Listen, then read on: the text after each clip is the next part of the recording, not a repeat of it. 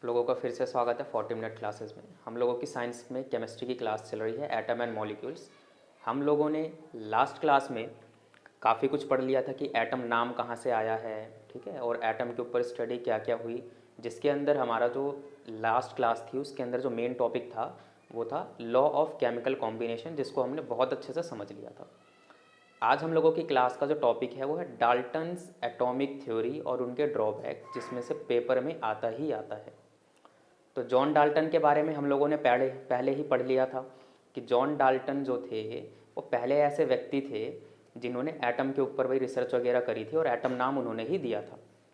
ठीक है, जब हम लोगों ने किसके बारे में पढ़ रहे थे, महर्षि कनंद के बारे में पढ़ रहे थे, तो हमने जाना था कि उन्होंने अपनी फिलॉसफी दी थी कि सारे के सारे जो मैटर हैं छोटे छोटे पार्टिकल से मिलके बने हैं, और उनको उन्होंने जो नाम दिया था वो क्या नाम दिया था, परमाणु, जिसको बाद में जॉन डाल्टन ने नाम दिया था एटम। तो आइए जॉन डाल्टन के बारे में थोड़ा बता देता हूँ। जो जॉन डाल्टन थे उन्होंने 1808 में एटम की डिस्कवरी करी थी। अगर तुमसे पूछा जाएगा कि एटम की डिस्कवरी किसने करी थी तो जॉन डाल्टन ने करी थी। क्लियर? ठीक है। तो जॉन डाल्टन ने जब एटम के ऊपर स्टडी करी तो उनको जो जो पता लगा, जिस हिसाब से उन्होंने स्टडी करी, जो जो उस समय में उनको पता था, उस हिसाब से उन्होंने एक थ्योरी बनाई। ठीक है, उन्होंने ये अंदाज़ा लगाया, उन्होंने पता किया कि जो एटम होता है वो होता कैसे है, तो अपनी एक थ्योरी दे दी कि भाई जो मैंने रिसर्च करी है, मैं जॉन डाल्टन, मैंने एटम के बारे में खोजा और एटम ऐसा ऐसा होता है, उन्होंने एक थ्योरी दी। तो आइए पढ़ते हैं। तो भाई डाल्टन्स एटॉमिक थ्योरी, ठीक है। तो डाल्टन्स एटॉमिक थ्योरी उन्होंने कब दी? 1808 में। एक तो ध्यान में रखना। क्लियर हो गया? क्लियर हो गया। अब क्या ये बताओ, क्या 1808 से पहले हमारे लॉ ऑफ केमिकल कॉम्बिनेशन आ गए थे? आ गए थे, आ गए थे भाई। ठीक है, तो लॉ ऑफ, ठीक है, केमिकल कॉम्बिनेशन आ गए थे। तो लॉ ऑफ केमिकल कॉम्बिनेशन की वजह से जॉन डाल्टन भाई साहब को बहुत ज़्यादा आइडिया हुआ एटम के बारे में, जो कि हम अभी पढ़ेंगे भी। ठीक है, कि उस आइडिया से इन्होंने क्या क्या कंक्लूजन निकाले।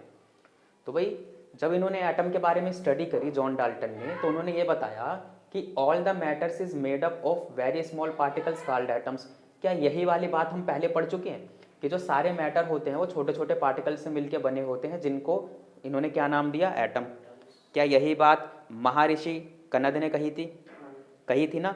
पर क्या उनके पास कोई प्रूफ था? नहीं था, केवल उन्होंने अपनी फिलॉसफी के ऊपर दे दिया था। पर इन भाई साहब ने कुछ एक्सपेरिमेंट किए जिससे इनको पता लगा। और फिलॉसफी और साइंस में क्या अंतर है बता चुका हूँ। ठीक है, तो इन्होंने उसको क्या नाम दिया? एटम। तो पूछा जाएगा भाई एटम नाम किसने दिया था? जॉन डाल्टन ने दिया था। एटम की डिस्कवरी किसने करी? जॉन डाल्टन ने करी थी। और जॉन डाल्टन ऐसे पहले व्यक्ति थे जिन्होंने एटम के बारे में, एटम का मॉडल भी दिया और एटम के बारे में बताया। क्लियर हो गया? और ये ऐसे पहले व्यक्ति हैं जिन्होंने बिहेवियर ऑफ मैटर के ऊपर कुछ बातें बताई थी। हम मैटर के बारे में पढ़ने ना, मैटर से ही बना है सारे जो है एटम वगैरह। ठीक, तो ये लाइन हम पहले भी जानते हैं। आगे इन्होंने क्या बोला कि atoms can not be divided, और इन्होंने ये बात बोली कि एटम को ना और छोटा किया ही नहीं जा सकता। ठीक है भाई, एटम को और छोटा किया ही नहीं जा सकता। अब इन्होंने जो ये बात कही थी वो अपने टाइम में जितनी स्टडी इसके ऊपर कर पाए थे उसके बिहाफ पर ये कही थी। तो उन्होंने क्या बोला था? Atoms can not be divided, यानी कि एटम को और छोटा नहीं किया जा सकता। क्लियर हुआ? ठीक है। अब atoms can neither be created not destroyed. क्या कुछ इसको पढ़ के भी फीलिंग सी आ रही कि यार ना एटम को बनाया जा सकता है ना डिस्ट्रॉय किया जा सकता है? एक फीलिंग, ठीक है, एक फीलिंग आ रही है कि भाई जो फादर ऑफ केमिस्ट्री थे लेवाइजर भाई साहब थे, उन्होंने भी एक बात कही थी, है ना, जिस लॉ को क्या बोला गया था? Law of conservation of mass. तो क्या उन्होंने यही बात कही थी कि भाई मास को ना तो बनाया जा सकता है ना ही डिस्ट्रॉय किया जा सकता है? क्या यहाँ पे कुछ वैसी ही बात ये कह रहे हैं? कुछ वैसे ही कह रहे हैं। तो भाई एटम भी तो एक मैटर है, यानी इसके अंदर भी तो कोई मास है, तो ये भी तो एक मास है, तो यानी इसको भी ना बनाया जा सकता ना डिस्ट्रॉय किया जा सकता है। यानी कि ये वाला आइडिया डाल्टन भाई साहब ने कहाँ से लिया? Law of conservation of mass. Law of conservation of mass, तो ये ध्यान में रखना। ठीक है, अभी बताऊंगा क्यों। क्लियर हुआ इतना? ठीक है भाई। आगे इन्होंने बोला atoms of similar elements having the same mass size and chemical properties. इन्होंने ये बोला कि भाई जैसे मान लो ये मेरे पास मार्कर है, है ना। फॉर एग्जाम्पल ये मार्कर पूरा का पूरा प्योर आयरन से बना है ना, ये एक ऑब्जेक्ट है, देखो ऑब्जेक्ट गिर भी गया, ठीक है भाई। जैसे मान लो ये ऑब्जेक्ट है पूरा प्योर आयरन से बना है, तो भाई ये प्योर आयरन एक ही तरह का एलिमेंट है, पूरे में एक ही तरह का एलिमेंट है ना भाई, पूरे में एक ही तरह का एलिमेंट है। तो क्या भाई पूरे में जितने भी एटम होंगे एक ही तरह के होंगे। तो यही बात इन्होंने कही कि भाई जो सेम एलिमेंट होता है उसके अंदर जितने भी एटम होते हैं, ठीक है, जितने भी एटम होते हैं उनका मास, साइज और केमिकल प्रॉपर्टी सेम होगी। यानी कि ये मेरा फेरस है, फेरस माने आयरन, तो यानी आयरन के उसमें जितने भी पार्टिकल हैं यानी जितने भी एटम हैं वो सब क्या होंगे, आइडेंटिकल होंगे, यानी उनका मास भी सेम होगा, उनका साइज भी सेम होगा और उनकी केमिकल प्रॉपर्टी भी सेम होगी। क्लियर हुआ। तो इन्होंने ये बात कही थी। हमें इससे मतलब नहीं है कि ये बातें सही हैं कि गलत हैं, हमें अभी इससे मतलब है कि इन्होंने क्या बात कही थी अपने टाइम में। क्लियर, ये बात समझ में आई। और इन्होंने ये फिर बात बोली कि भाई जो अलग अलग तरह के एटम्स ऑफ वेरियस काइंड्स, ठीक है, atoms are of various kinds as are elements. इन्होंने बोला भाई एटम बहुत तरह के होते हैं, जैसे कि एलिमेंट बहुत तरह के होते हैं, हमारे चारों ओर कितने एलिमेंट हैं, मिलियंस ऑफ एलिमेंट हैं, तो इसी तरीके से बहुत तरह के एटम्स भी होते हैं। तो नॉर्मल सी बात है ना। अब आगे बढ़े, ठीक है। यहाँ तक कोई ऐसा पॉइंट जो ना आया हो समझ में, सूजल, प्रतीक, ठीक है, आगे चलते हैं।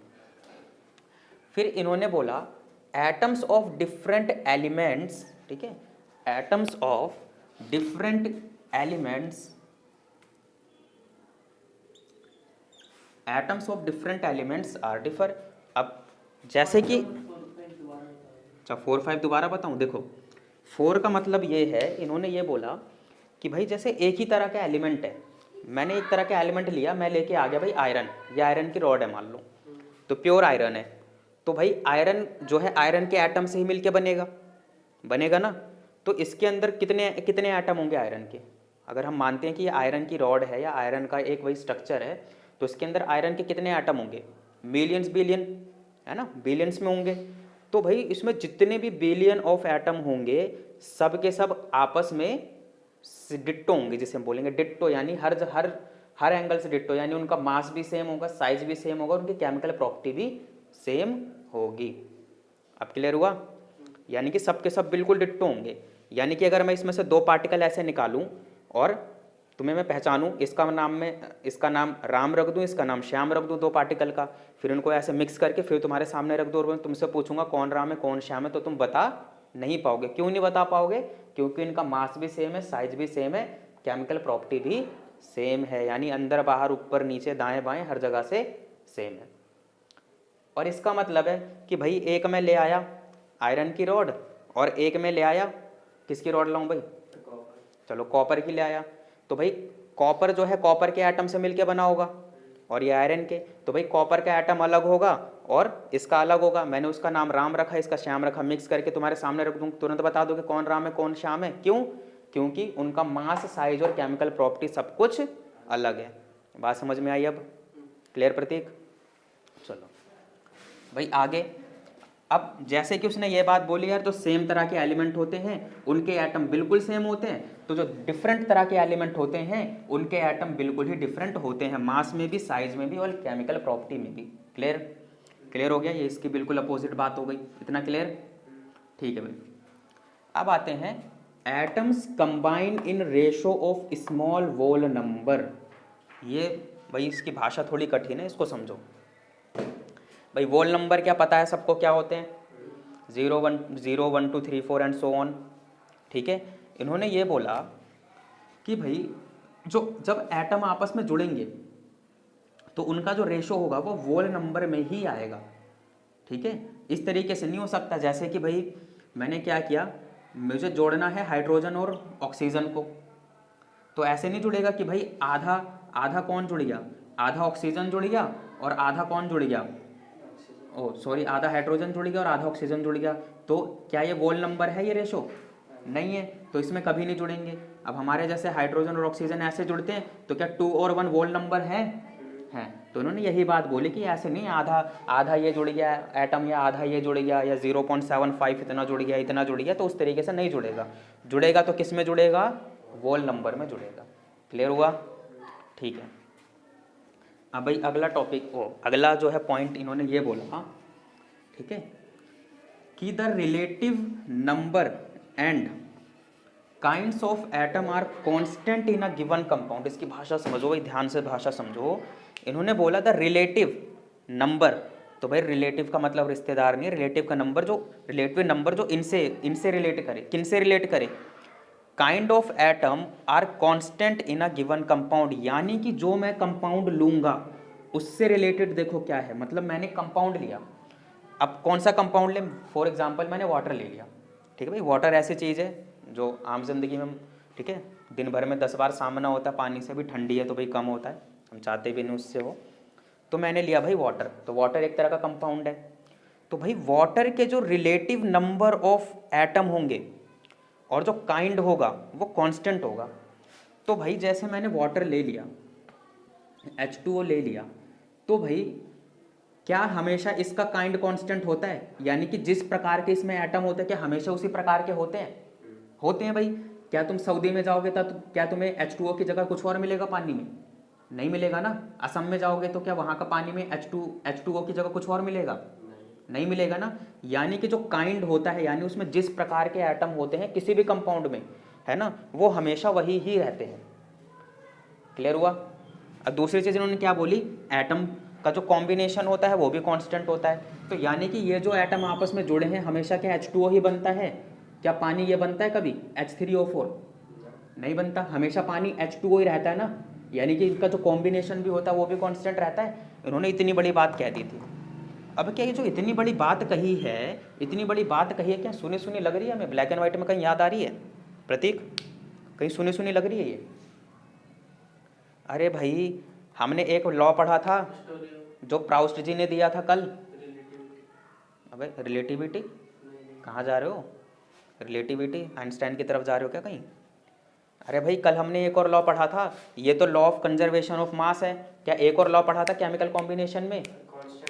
Constant proportion. तो भाई कांस्टेंट प्रोपोर्शन क्या बोलता है लॉ? वो ये बोलता है कि भाई किसी भी कंपाउंड में जो उसके एलिमेंट हैं या एटम है हमेशा फिक्स रेशो में ही पाए जाते हैं मासेस के।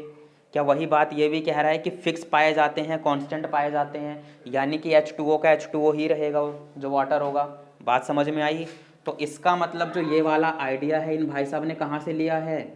कहाँ से लिया है?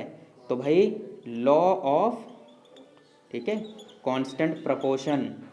बात समझ में आई क्या? बात समझ में आई? ठीक है भाई, जब इतनी बात समझ में आ गई है तो ये मैंने देखो किस वजह से यहाँ पे अंडरलाइन किया। अब सुनो भाई, हम लोगों से अगर पूछा जाए कि लॉ ऑफ केमिकल, है ना, कॉम्बिनेशन क्या है, तो हमें आता है, बहुत अच्छे से आता है ना, एक्सपर्ट हो गए हम तो पिछली क्लास में। पर ये पूछा जाता है कि जो डाल्टन जी ने जो एटॉमिक थ्योरी दी थी उसके ऐसे कौन से कथन है ना, और यानी उन्होंने जो बातें कही, जो उनके कथन है जिससे आप law of conservation of mass को या लॉ ऑफ केमिकल कॉम्बिनेशन या लॉ ऑफ क्या कांस्टेंट प्रोपोर्शन को डिफाइन कर सकते हो। अगर ऐसा क्वेश्चन आ गया कि डाल्टन के ऐसे कथन बताओ जिनसे आप लॉ ऑफ केमिकल कॉम्बिनेशन को डिफाइन कर सकते हो, तो क्या बोलोगे? लो जी हमारा आंसर तैयार है। तो उन्होंने, तुम लिखोगे, ठीक है, कि डाल्टन ने क्या बोला, atoms can neither be created not destroyed, ठीक है, can be explained the law of constant law of conservation of mass. यानी कि इस कथन द्वारा हम law of conservation of mass को डिफाइन कर सकते हैं। ये आया समझ? है ना, ये क्योंकि आपस में रिलेट हैं, दोनों सेम ही है। यानी कि जो इन्होंने ये बात कही उससे मैं ये बात को भी प्रूव कर सकता हूँ। उन्होंने बोला जब एटम डिस्ट्रॉय और क्रिएट नहीं हो सकते तो मास भी कहाँ से डिस्ट्रॉय और क्रिएट होगा। ये लिखवा भी दूंगा बाद में। क्लियर हो गया? बाकी बुक में मिल जाएगा। क्लियर इतना? और दूसरी चीज़ को कैसे डिफाइन कर सकते हैं भाई, डाल्टन भाई साहब ने ये जो बात कही थी इससे मैं ये प्रूव कर सकता हूँ कि यही बात वो लॉ है, वो भी यही चीज़ कह रहा है। तो उन्होंने बोला ना कि कांस्टेंट रहता है काइंड और एटम जो आपस में जुड़े होते हैं, तो यही बात ये भी तो कह रहा है कि उनका जो प्रपोर्शन होता है कांस्टेंट होता है। क्लियर हो गया? क्लियर हुआ? ठीक है। अगर यूँ क्वेश्चन आ गया कि भाई उसने क्वेश्चन में लिख के दे दिया, ये वाला कथन लिख के दे दिया, और तुमसे पूछा ये जो डाल्टन भाई साहब का ये कथन है, ठीक है, ये आइडिया इन्होंने कहाँ से लिया? Law of conservation of mass. यदि ये आता है उन्होंने पूछ लिया कि ये आइडिया कहाँ से लिया, तो law of constant proportion. Clear Prateek Sujal, clear? ठीक है भाई। अब भाई ये जो इन्होंने बात बोली है ना सारी, ये कब दी है? 1808 में। क्या हम 1808 में इतने टेक्निकली भाई एडवांस थे? नहीं थे।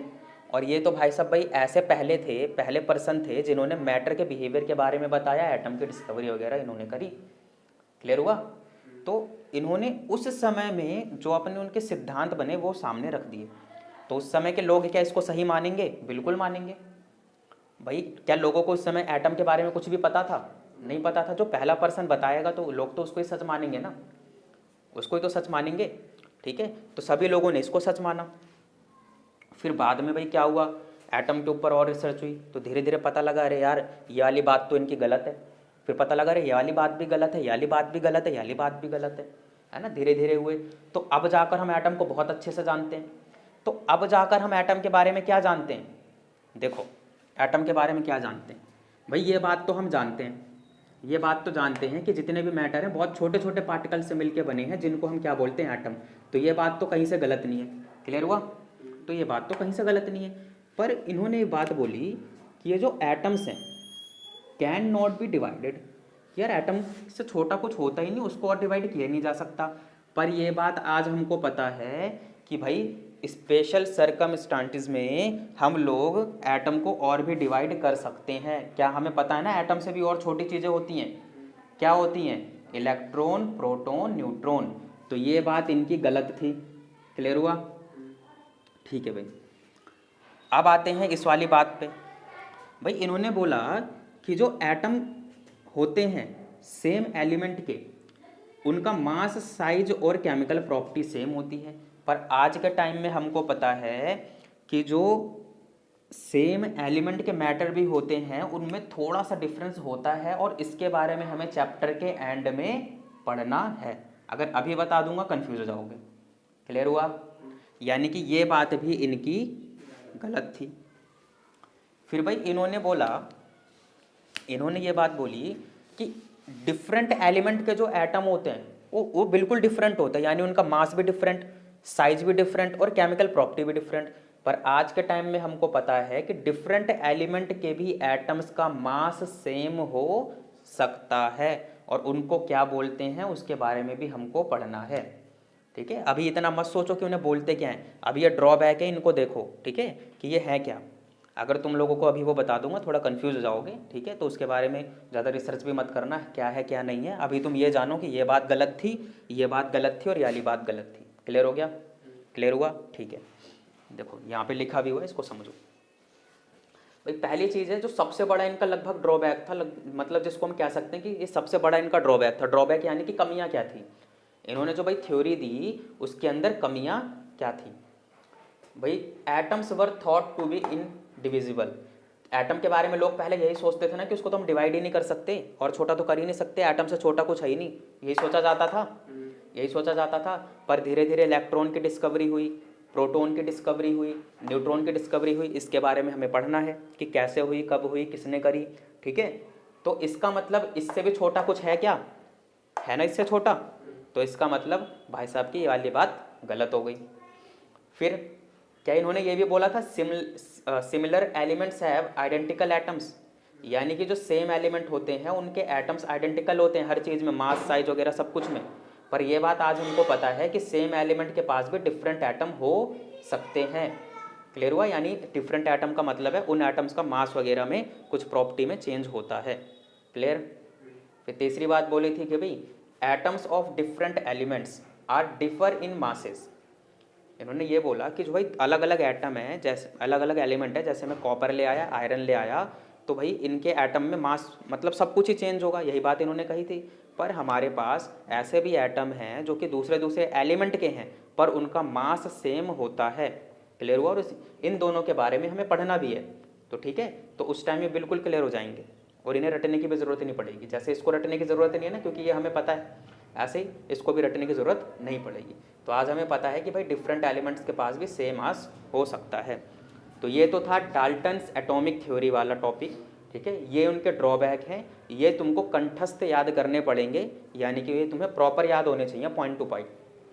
अब चाहे तुम ये वाले पॉइंट लिख लो और ये ड्रॉ कर लो। चाहे तो एनसीईआरटी में भी दे रखा है, सरल भाषा में उसमें भी दे रखा है, कोई कठिन भाषा नहीं है। एनसीईआरटी में केवल क्या दे रखा है, इनको जैसे कंबाइन कर दिया। अब जैसे मेरे 8 पॉइंट बन रहे हैं तो उनके में भी शायद 5 या 6 बन रहे हैं, तो पॉइंट्स को उन्होंने कंबाइन कर दिया है। ठीक है, जैसे इसमें लिखा है all the matters is made up of very small particles called atoms which participate in a chemical reaction. उसमें शायद ये बात लिखी हुई है एनसीईआरटी में, और ये बात हमें पता है कि एटम्स ही केमिकल रिएक्शन में पार्टिसिपेट करते हैं। तो ऐसे मिला मिला के लिखा है। तो जो इच्छा हो तुम्हारी, चाहे ये वाला उतार लो, चाहे ये ड्रॉबैक उतार लो, ये तो एनसीईआरटी से।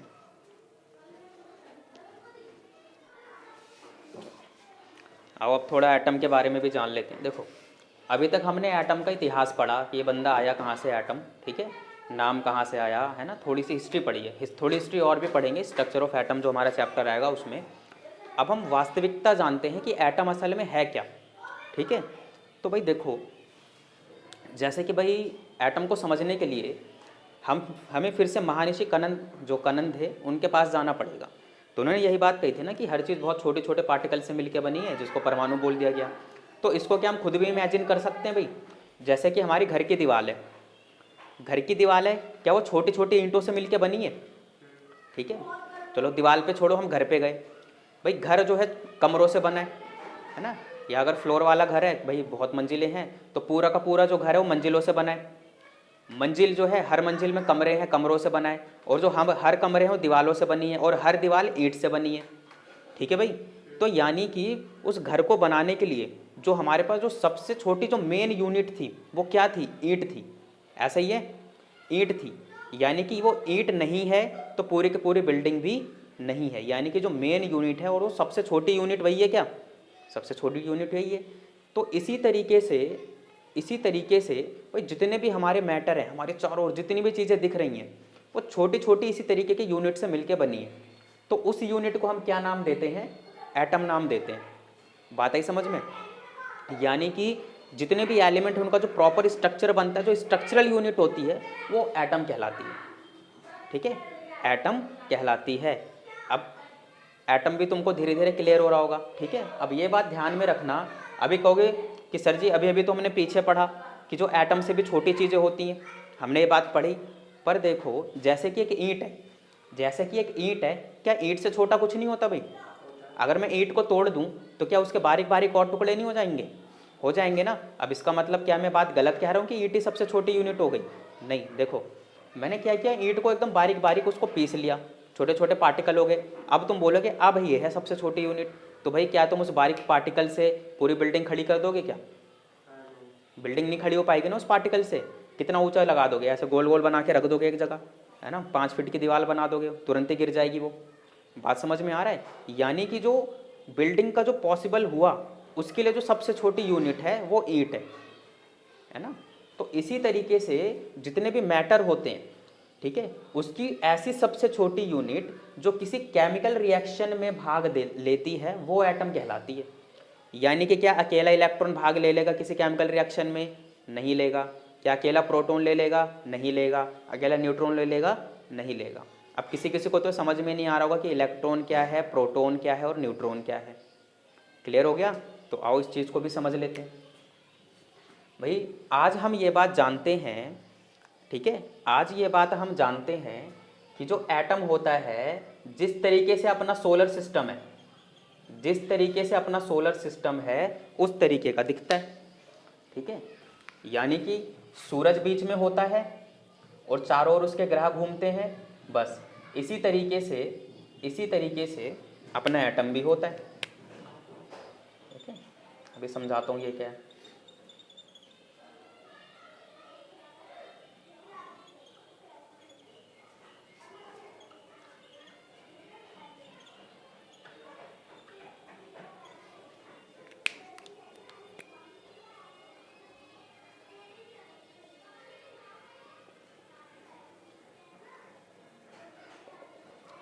भाई इस तरीके का होता है एक एटम का स्ट्रक्चर।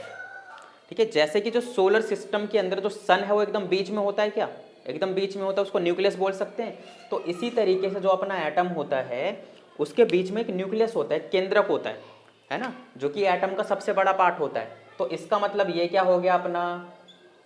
ठीक है, अपना न्यूक्लियस हो गया। क्या हो गया? अपना न्यूक्लियस होगा। यार न्यूक्लियस में मैंने ना दो चीज़ें बना रखी हैं, एक ब्लैक में एक नीले में।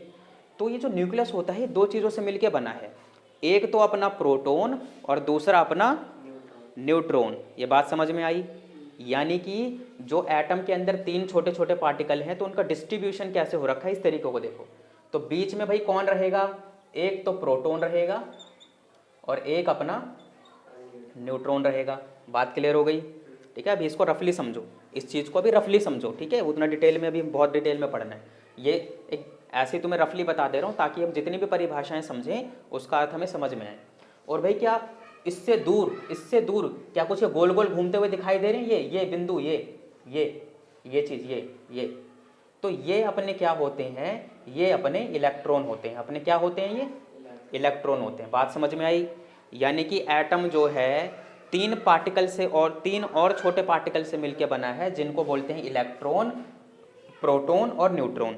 जिसमें कि प्रोटॉन और न्यूट्रॉन न्यूक्लियस में होते हैं, यानी कि वही मिलकर न्यूक्लियस बनाते हैं। और इनके चारों ओर कौन घूमता है, इलेक्ट्रॉन घूमता है, जैसे कि अपना सोलर सिस्टम है। क्लियर हो गया क्या? क्लियर हो गया? ठीक है। आप कहोगे न्यूट्रॉन के बीच में जो है वो क्या है? अरे यही है, प्रोटॉन ही है यार, ये इनके बीच में, ठीक है, प्रोटॉन ही है, इनके बीच में कुछ नहीं है।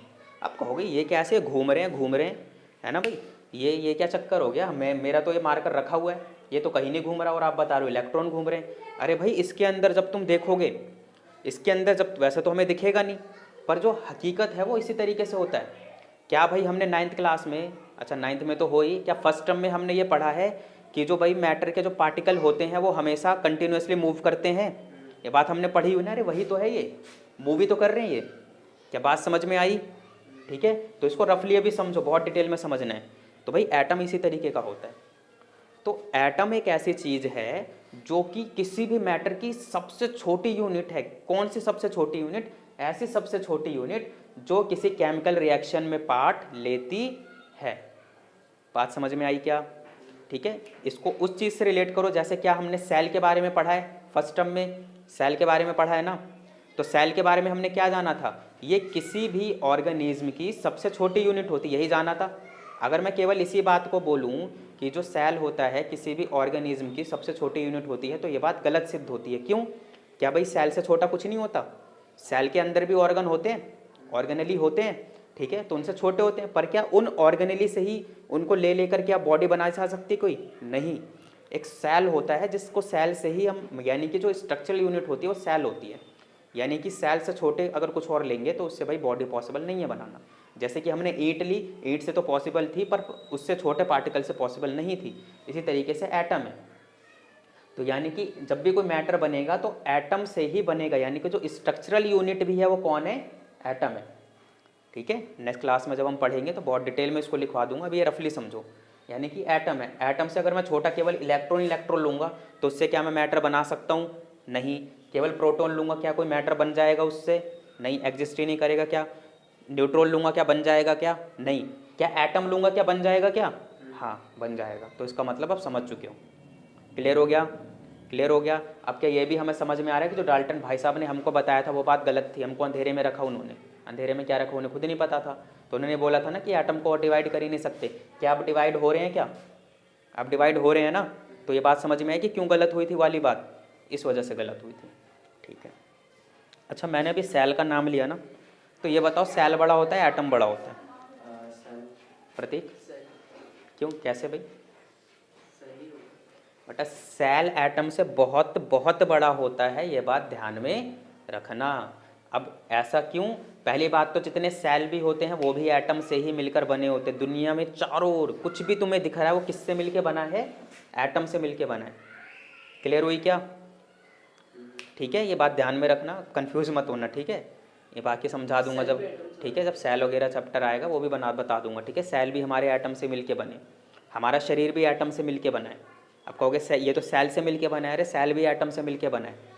ठीक है, जो भी हम खाते हैं, कार्बोहाइड्रेट खाते हैं, हर चीज़ खाते हैं, वो भी किससे मिलके बने?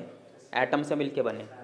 अरे भाई जैसे ग्लूकोज का फॉर्मूला तुम्हें पता है, C6H12, नहीं इसका बताओ भाई, C12 आगे। अरे यार तुम्हें ये वाला नहीं पता, ये लो C6 वाला, ग्लूकोज वाला, C6H12O6, ये ग्लूकोज का फॉर्मूला होता है क्या? अगर नहीं पता तो ये ध्यान रखो, ये ग्लूकोज का फॉर्मूला है क्या? ये ग्लूकोज का फॉर्मूला है। तो भाई ग्लूकोज तो खाने वाली चीज़ है, तो क्या इसमें तुम्हें एटम नहीं दिख रहे? कार्बन हो गया, हाइड्रोजन हो गया, ऑक्सीजन हो गया, तो वो भी तो एटम से मिलके बना है। तो ये बात हमने समझी, हर चीज़ एटम से मिलके बनी है, ठीक है। सेल जो है बहुत बड़ा होता है। अब देखो सेल को क्या हम किसी नॉर्मल माइक्रोस्कोप के नीचे देख सकते हैं? हाँ देख सकते हैं, देख सकते हैं ना भाई। रॉबर्ट हुक ने ऐसे ही तो देखा था। रॉबर्ट हुक ने, उनके पास तो एडवांस वाला वो भी नहीं था माइक्रोस्कोप, पर उन्हें दिख गया था ना। तो यानी कि सेल को तो सिंपल माइक्रोस्कोप के नीचे देख सकते हैं, पर क्या एटम को देख सकते हैं क्या? एटम इतना ज़्यादा छोटा होता है कि उसको हम नॉर्मल माइक्रोस्कोप के नीचे तो देख ही नहीं सकते। फिर किस में देख सकते हैं भाई? किस में देख सकते हैं? किस में? हाँ हाँ हाँ, क्या क्या था वो, क्या था बेटा? ये तुम्हारा होमवर्क है, ठीक है, बता तो रखा है, पता करके आना किससे देख सकते हैं, ठीक है। तो आज की क्लास इतना ही। नेक्स्ट क्लास में हम एटम के बारे में पूरा जानेंगे, ठीक है। हिस्ट्री हमने पढ़ ली है एटम की, पूरा डिटेल में जानेंगे। तो ये चीज़ भाई उतार लेना, ठीक है। और क्लास अच्छी लगे तो वही जुड़े रहना। तो बस आज के लिए इतना ही, क्लास हम ख़त्म करते हैं। नेक्स्ट क्लास के लिए रेडी रहो।